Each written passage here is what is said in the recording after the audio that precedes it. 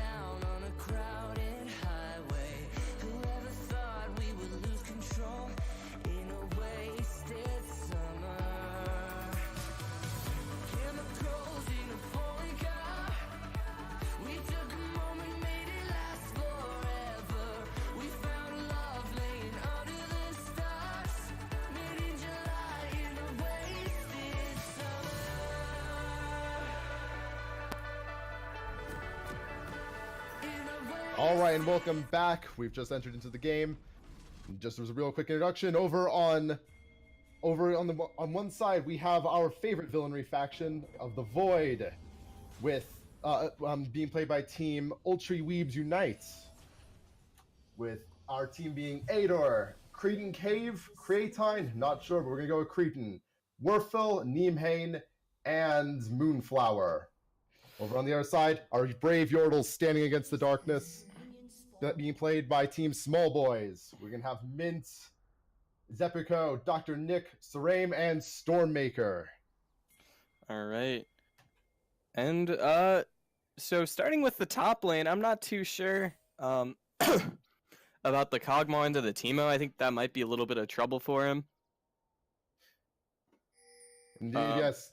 It'll definitely be a little bit of a tricky matchup, although Kog'Maw does outrange the Teemo a little bit, so if he maintains that respect, might just be good enough to get out of there. Yeah, and as long as he's able to farm with ranged, he should be okay. Because Mint's gonna kind of have to walk into that minion wave a little bit to poke him out successfully. A little bit of shenanigans level 1, but doesn't look like anything's gonna come of it. For a moment there, looks like our team of Ultra Weaves Unite looking to make a little bit of a scary push there. Oh, level 1 steal though, I like that. Because like, you know, Rumble in the jungle isn't really gonna be able to do too much early on, so I kind of want to see Kha'Zix keep taking advantage of that and, you know, really kind of punishing that pick and seeing how that, let's see how that goes for him. Certainly. Definitely Kha'Zix is going to want to keep up the pressure on. Rumble gets a little bit scarier late, but his early game is certainly nothing too exceptional over in the jungle. Yeah, I've tried Rumble in the jungle. It's hard. It really takes him a couple levels before he really gets rolling. But it looks like he's pretty healthy so far, so... Yep, Endier getting clear out of there, managing to take both the Raptors and the red buff. Rumble coming in, noticing just everything is missing except for the Krugs. The Krugs are always there. Oh, little emote. Looks like Kai'Sa's gonna go for the Scuttle, maybe? Yeah. Yep, looks like they're trying to get an early secure on the Scuttle Crab, just securing that vision up. Again, just making it all the more harder for Sarame to be able to make any kind of plays. Endier seeming to wait just to see if Sarame's going to come in for any kind of potential ganks. Top lane. Right, this also stops Sarame from using that river path to go bot and take away Kha'Zix's red buff, which kind of puts him in a worse place even, because now Kha'Zix gets kind of free double buffs. But Sarame is coming behind Kog'Maw, so we'll see what happens here. Coming in there, Kog'Maw's pretty pushed up. He doesn't have any real ways of getting out. It's looking like he's going to be dying. Gets out the flash. Sarame's still going in for the kill, however. Overheated. Going to try shooting off the missile. Misses. Getting a lot of damage on him. Just about going to get the kill and manages to pick it up. However, looks like Teemo's going to go down. Gets the flash out. Sarame and Endier are going to pick up the double kill up top. Very nice counter gank. Great punish coming out from Kha'Zix. I really smart of him to kind of see that gank coming, because he had to move early to get there in time. Although they did get the first blood, I think that's a pretty big advantage on blue team, because Kha'Zix is really going to be scary at this point. Certainly, and as you said, it definitely is definitely one of the harder lanes for Team Void to be winning over here is the Kog'Maw versus Teemo. So once that's starting to get ahead, it's going to be very hard for Moonflower to kind of pull back in up there. Right, and if that Kha'Zix gets ahead enough, he can just kind of delete Teemo whenever he feels like it. Certainly. Well, if he gets any more ganks like that, definitely will be the possibility he's probably going to be looking towards. Meanwhile, over in the bot side, looks like we're having just an absolute domination from Werfel and Cretan Cave. They can kill Nick and Stormmaker really can't push up too awfully hard. Yeah, if you have like a really good Vel'Koz support, it's so hard to lane against, because you're just getting poked from all sorts of different directions. See, and like that can be really hard to predict and dodge until you get used to playing against it. Gotta respect the geometry. Exactly. Simple geometry. Wrong game, but whatever. And unfortunately, Moonflower, yeah, having it very rough, having to back now. Just taking a lot of poke from Mint up there. See, and Dr. Nick's even pretty behind in CS before the disadvantageous back. So we only kind of expect to see that get worse with time as Werfel farms up even more. Certainly, but thankfully, him being Kog'Maw, he does have a very good late game. So I'm sure that's going to be probably what he's looking to accomplish here. Just survive lane, hopefully pull out ahead once we hit that late game transition. Yep, totally. And you're still managing to assert quite a lot of dominance over the jungle, as we can see. He's currently taking the Scuttle Crab down bot. Yeah, but they're actually pretty even in farm. If you look at the CS, 28 for Kha'Zix and 26 for Rumble, and that's including the death. So Rumble's actually been doing a really good job staying relevant in farm despite the invade. I think that gank helped him out a little bit, but because he did get a piece of that first blood gold. And Kog'Maw's got to be careful pushing up here because Rumble can just keep coming from behind like he did before. Speaking of which, it's looking like he's going to be trying to go in for a gank, but luckily this time, Moonflower seeing that, going to be backing off. He already gave up the first blood. He's not looking to give up a second one for his team. Yep. You do have to respect, though, that Rumble's just about to get level 6 here, so that's going to be a really big threat in as these mid-game teamfights start coming out.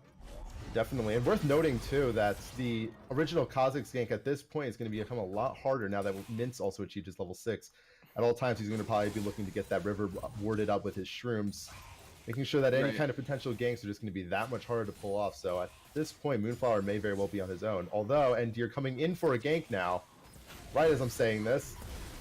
Got the isolated damage, gets the blind off, but gonna go down. It's not quite enough. Endear just picking up going off there, though. Yeah, I was gonna say he still had that E during the gank. Really smart of Kha'Zix to kind of hold off on that, you know, and use his slow to catch up, and then wait until the last second to use that jump to get the kill secured, ensuring that Mint does not get away a second time. Certainly. Ooh. Taking a little bit of damage on Werfel there. Nothing too big, but it's got to be careful with the stun fields. Yeah, the spot lane does have to be a little more careful with shoving in the Veigar Tristana lane, because if Rumble's around the corner, they've got really, really good gank set up from that Veigar, so they've got to respect that a lot. And, you know, Veigar's just getting damage right now, so... Werfel needing to be very careful for sure. He's currently sitting at that scary point with Veigar just about to hit 6. Yeah, he's got to be careful of that, like, flash R ignite that could probably just take him out at this point. Definitely, or at least do a big piece. At least we'll push him out of the lane. If Dr. Nick follows up, definitely going to be rolling a kill there. So have to play safe around that, and by all means, do not be caught in the stun fields. And looks like Zephyco possibly looking to make some kind of a play down bot lane, as Endear also going to be waiting for that. Yeah, I like how the Kog'Maw's actually performing in top lane, though. Oop.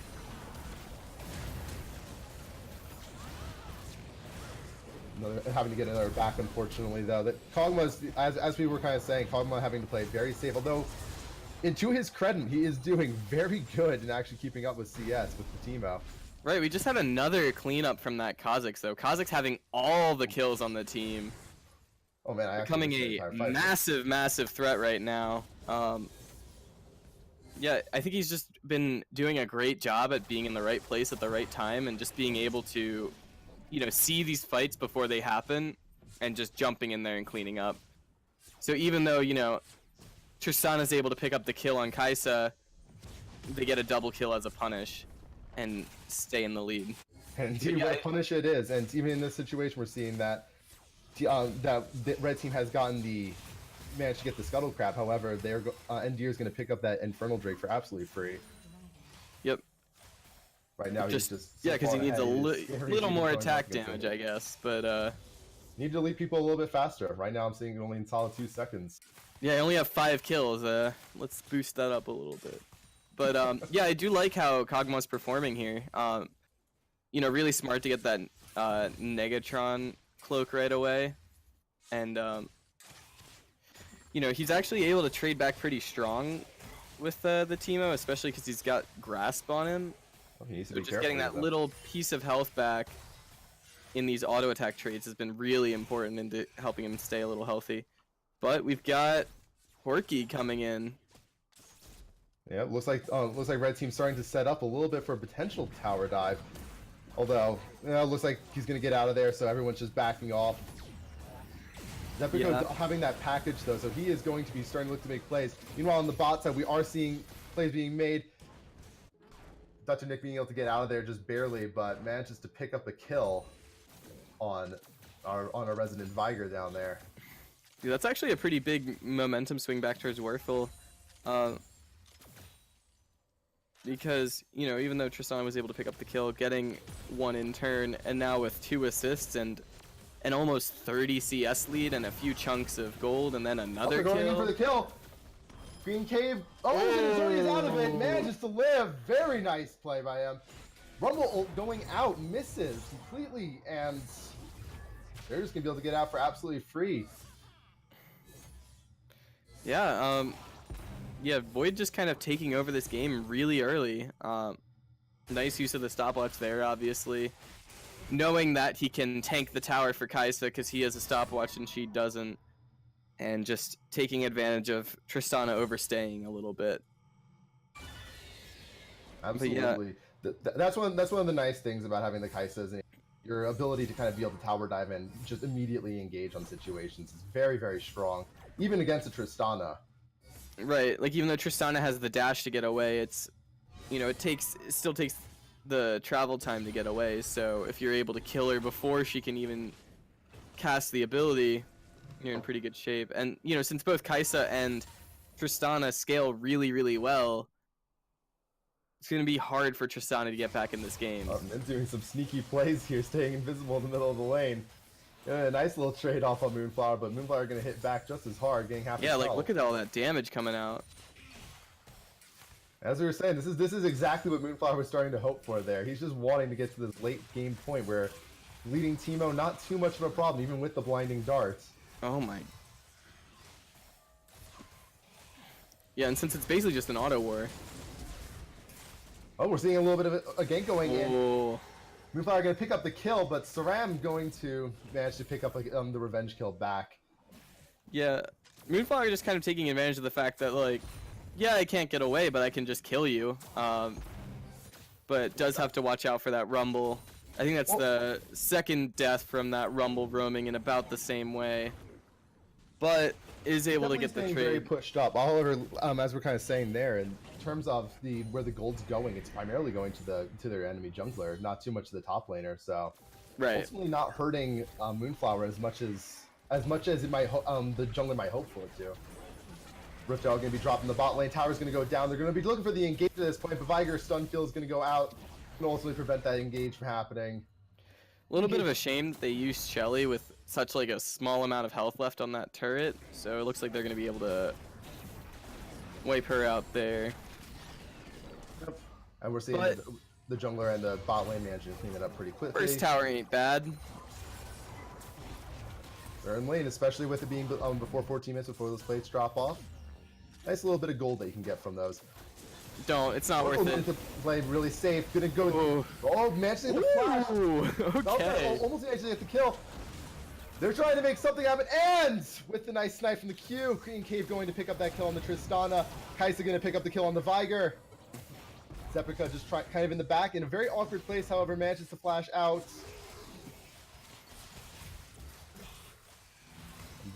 Team Void managing to just get a nice little lead from that entire engage. Yeah, very well played. I thought Kaisa was just about to die for a pink ward, but I'm not sure if that was a bait or if Vel'Koz was just taking extra special care of his ADC, but really great turnaround with that Vel'Koz ultimate. The Lifeform Disintegration Ray coming out. Certainly, yeah, as you were saying, it's definitely a good thing that Kaisa got out when at that moment the Viger stun field was starting to kind of happen, so any later and she would have absolutely been just trapped in there. Even with the flash to bail her out. Yeah, and we're at now that we've got the Wit's End picked up on Kog'Maw, sorry, and that's just gonna be a pretty big spike. Because it gives Kog'Maw everything that he wants in this matchup. And is just gonna be kind of pressuring that Teemo until he can get Leandries. And yeah, it's definitely a very scary place for the Teemo. These trades becoming less and less effective, and Kog'Maw being able to get more and more lane dominance as time's going on here. They've got to make and something actually, happen. it happened a lot quicker than I thought it would. It Ooh. looks like Werfel in a really awkward place. Gonna use the ult. Goes down anyway, though. Just too much happening there. Yeah, really good ambush from them. Holy. Very nice ambush. Was surprised to kind of see Werfel going into a blind bush like that, especially in the enemy jungle. Orky, there you go. Oh, Corki managing to try and go in for the kill. Not going to be able to pick that up on the Kassadin. At this point, Endear just kind of looking to see if he can make anything happen. Just going to pick off the war, get out of there. Yeah, it looks like Corky went in to show off the shiny new Trinity Force that he just picked up. Truly is the point to see all Corkies, but yeah, I'm very curious as to what was going on with that the top lane. Yeah, we are seeing a lot of pretty crazy damage coming out of Vel'Koz right now with all that passive damage.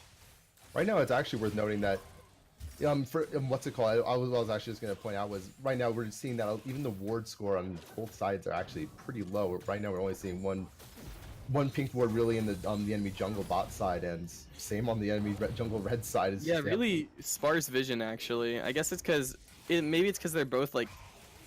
Here, hold that thought real quick. We're seeing Saram going in. He's going to drop the ult.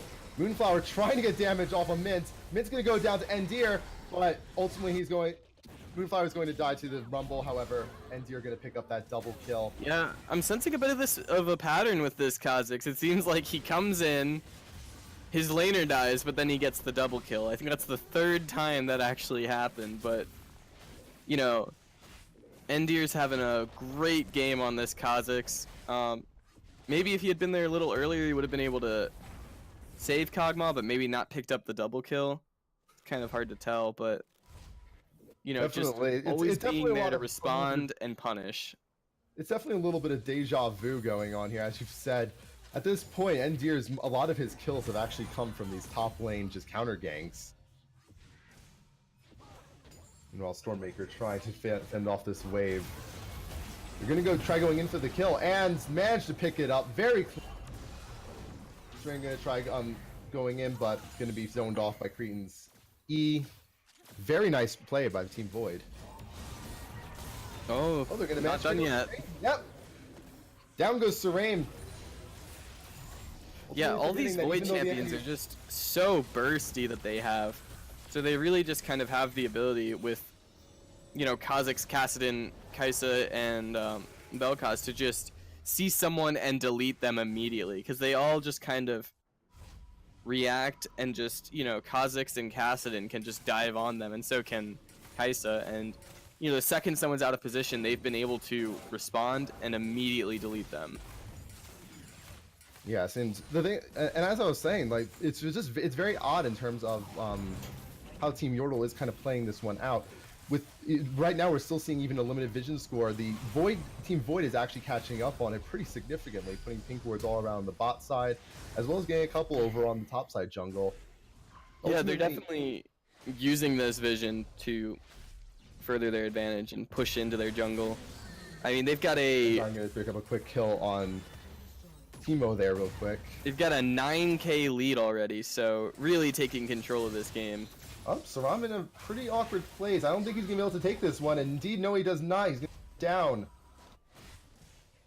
It's going to be really tough for the Yordles to come back into this. Tristana needs to get a lot of gold really quick, which is going to be really hard to happen. Like, maybe Tristana gets the shutdown gold from Kha'Zix, which is, what, like 700? And then at this point, for what ends, we're seeing a number of the assassins already being very fed, and just a lot of burst damage coming out. Ultimately, the biggest thing that Team Yordle needs to do to stop themselves here is they need to stop getting picked off. Right. As we're seeing too many brave roams into a jungle that is fully warded and completely under Team Void's control. But the problem is, it's not with their comp. It's not like they can just wait and outscale them because you've got a Kassadin and a Kai'Sa on the other team, right? So Kassadin wants to make that level 16, and then he's gonna be even more crazy. Oh, down goes Saram again. I mean, Kha'Zix just kind of.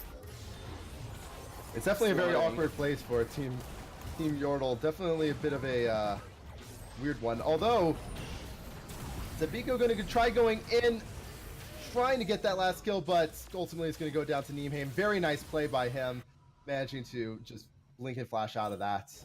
I think the issue is that it looked like their win condition on Team Yordle was get Tristana really fed and kind of play around that, but the bot lane's kind of where they got the most behind. So then they don't really have a way to get Tristana back in this game at this point. Like, you've got Tristana almost 80 CS behind Kai'Sa and 4 kills. And then they've got a massively fed Kha'Zix on the other team and no real way to stop him other than a Veigar cage. Certainly, and I think there was also a degree of hope to being able to have the team being able to deal with a pretty predominant part of this AD comp. And as we were saying, once the Kog'Maw started kind of getting ahead there, that dream started to fall to shambles. Saram in a very awkward place. Looks like Endy are going to be able to pick up a kill real quick. Tristana also going to go down. Ultimately, just a massive pick off in there. They're going to still try going in for more kills, however. Stormmaker on the run. Can't run from Kassadin. Last shot goes out by Werfel, manages to do it. And that free is going Baron to be or ace an on Team inhib. Yordle. Yeah, looks like a free Baron or an inhib for blue team at this point. Looks like they're going for the base because they all are pretty low. Or Krugs, you know. Looks like Team Void looking to pick up that that first inhib turret. Gonna probably be able to pick off the inhib as well. Right now we have Saram and Tristana up. But they're gonna be able to get that inhib nice and clean. Gonna back out of there. They're not looking for a fight at this point. Yeah, even though they're really ahead, they're a little too low. That 8k, 9k gold went into almost 14,500 gold advantage to the blue team. Certainly, Moonflower a little bit out of position here, but ultimately he is covering for his team to be able to pick up that Baron. And he is dealing out just tons of damage. So far, managing to do a very good job. Although I don't know if he can manage to 1v3 yet. Indeed, no, he cannot. He's going to go down. And the teleport. The funky, I believe that teleport. might have been a misclick, or it could have just been style points. But yeah, it's definitely a very interesting teleport there. Baron's going to go to Team Void, to everyone except for our good friend Moonflower, who died a valiant death. Another reason why it's going to be really hard for Red to scale is they have a Kog'Maw on the blue team. You know, hasn't really been doing too much in these team fights yet, but, you know, as he gets more and more items, looks like building towards a frozen mallet, maybe? Neemhaim going to be going in on Zepico. Going to try to make something happen. Changing targets instead to Stormmaker. Going to get the kill on Stormmaker. Not done quite yet. Going in on Mince. Tristan going to pick up the kill on him, but not before 3 of his teammates managed to go down. Yeah, it's just kind of... That could very well be game. Yeah, it might be, especially because Kai'Sa's right there to help them shred open that base. Second inhib's going to be falling at the very least. And at least maybe a Nexus turret. And looks like they are going to be turning their attention to the Nexus turrets. This might be game. Endir going to be trying to go in for the kill. Tristana jumping out defensively. Cretan Cave trying just to do what he can to zone them off of even getting back into this fight. Doing a very good job. Tower's going to fall down. Nexus is open. This point, blue team looking like they are nigh unstoppable. Red team putting up a last-minute defense, but ultimately can't find the engage. Zepko trying to go in with the package. Not going to make anything happen with that. Kai'Sa going to be able to pick up the kill, and down goes the Nexus. GG. Team Void picking up that game. Very clean plays by them. Thank you for joining us today. I am Rayskun, joined by Voodoo, and we hope you have a good day. Thank you for watching.